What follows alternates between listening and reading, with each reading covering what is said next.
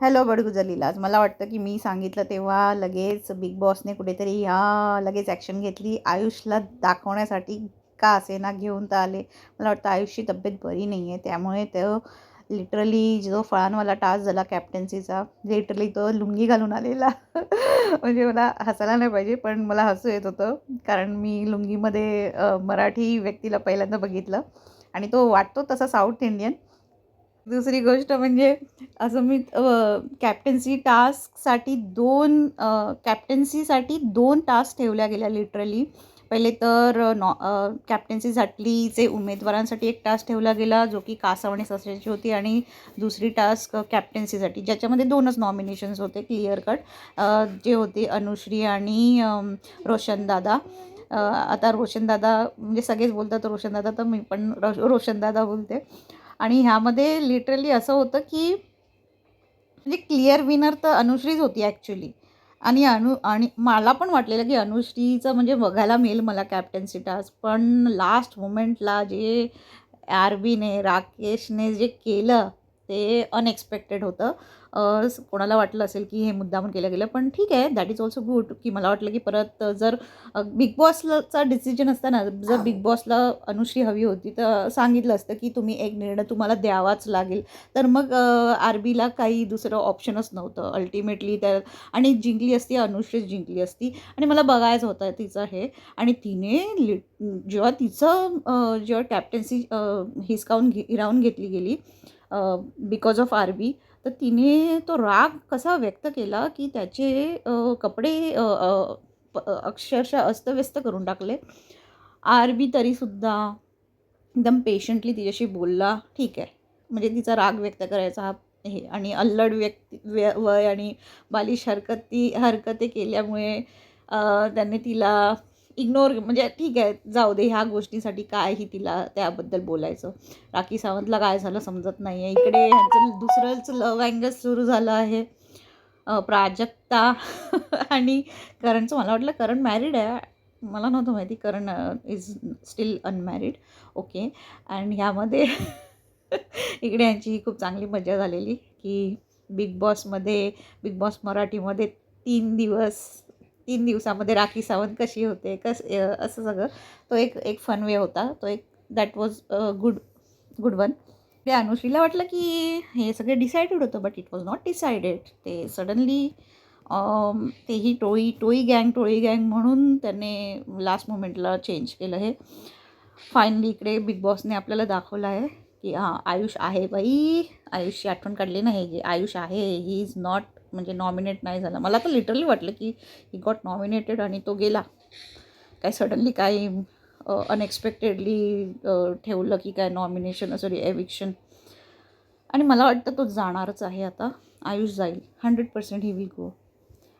काही जण आहेत, सम आर देअर, की जे दिसतात आहेत क्लियर कट दिख रहे कि ये लोग तो जाने वाले हैं. मतलब they themselves are not interested in the game. Like Roshan because उसने तो कैप्टनसी भी गिव अप कर दी थी. वो तो राकेश ने बोला कि नहीं गिव अप कशाला करतो यार, करून घे ना राकेश बापट. येस, असं हे नाही करायचं, तू पाठ घे. तेव्हा जाऊन कुठे रोशनने हे केलं. आणि दुसरी गोष्ट, फळांचा टास्क चांगला होता. I like it. म्हणजे लिटरली असं स्कूलची आठवण आली, शाळेतली आठवण आली. शाळेमध्ये असे काहीतरी काय असते ॲक्टिव्हिटीज असतात ना, त्यामध्ये कोणी फळ बनतं, कोणा फळांचा राजा बनतं, कोणी द्राक्ष बनतं, कोणी सीताफळ बनतं.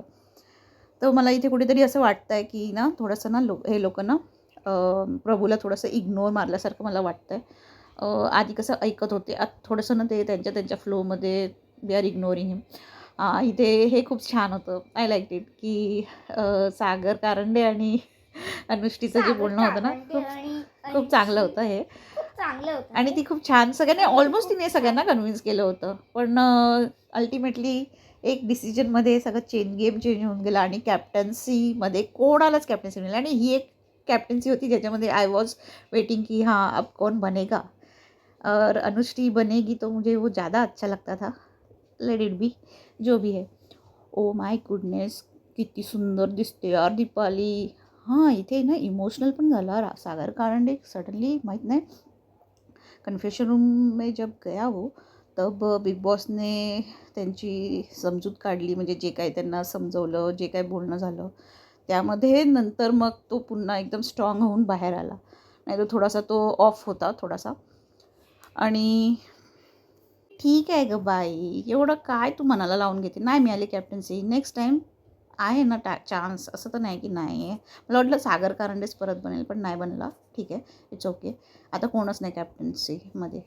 आणि इकडे राखी सावंतने तमाशा केला आहे, जो ती नेहमीच ती करण्यासाठीच तिला एंटरटेनमेंट असतं. आणि तिने काय बाबा काय नुकसान केलं आणि तिला कॅप्टन्सीसाठी मग काढून पण टाकण्यात आलं.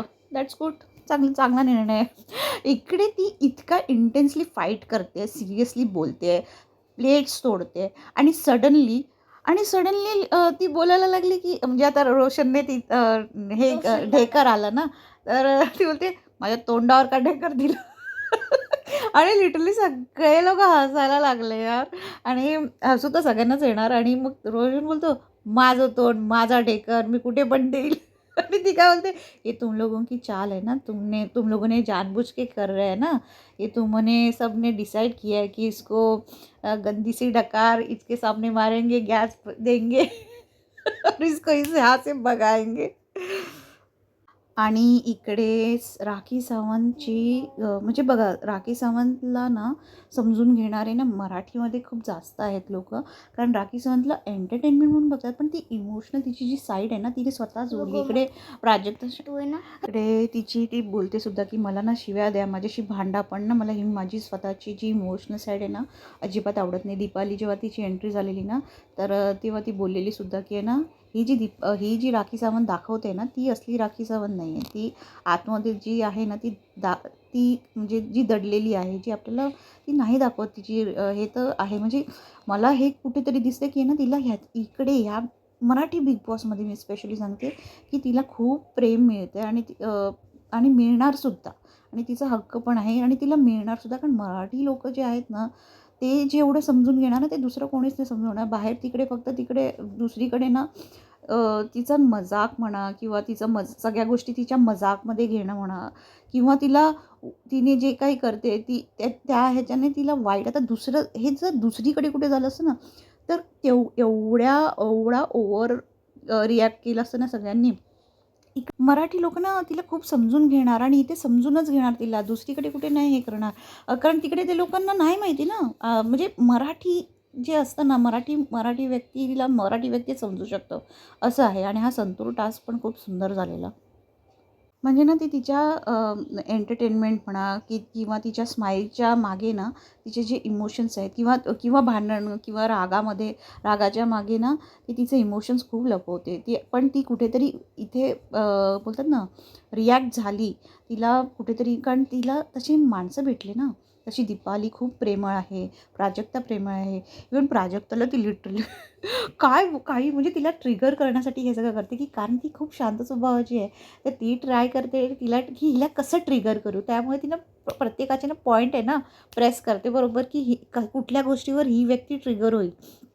ट्रिगर पॉईंट्स तिला सगळे ती बघून आली आहे आणि ह्यांना कसं ट्रिगर करावं कोणाला. जसं की आहे ना सागर कारंडेला कॉमेडीवरून तिने मुद्दामून ट्रिगर करण्याचा प्रयत्न केला. सागर कारंडे नंतर जेव्हा कन्फेशन रूममधून जाऊन आला तेव्हा तो एकदम म्हणजे कॉन्फिडंट फील करत होता, ते क्लिअरली दिसत होतं. दुसरी गोष्ट तन्वीला पण तिने करायचा प्रयत्न केला, पण ते पण ओके. आणि दुसरी गोष्ट प्राजक्ता शुक्रेला काय बोलते की प्राजक्ता जा तुझा 1 किलोचा किती किलोचा मेकअप आहे ना, जा जरा मेकअप वगैरे करून ये. अगदी डुकरासारखी दिसते लिटरली यार. ती बिना मेकअपची पण एवढी सुंदर दिसत होती, तरी पण ही तिला मुद्दाम ट्रिगर करण्यासाठी बोलते की आहे ना डुकरासारखी दिसते.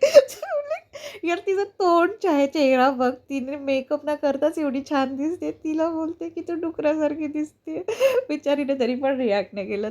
ती म्हणजे समजून गेली की हा तर राखी सावंत मुद्दामून हे करणार. आणि तो करण बोलला सुद्धा की राखी हे सगळं म्हणजे प्रत्येकाला बोलतात ना तिने बरोबर ओळखलं आणि प्रत्येकाचं कोण कशावरून ट्रिगर होईल आणि ह्यांची रिअल पर्सनॅलिटीज ही बाहेर काढायचा प्रयत्न करतेच आहे. No doubt about it.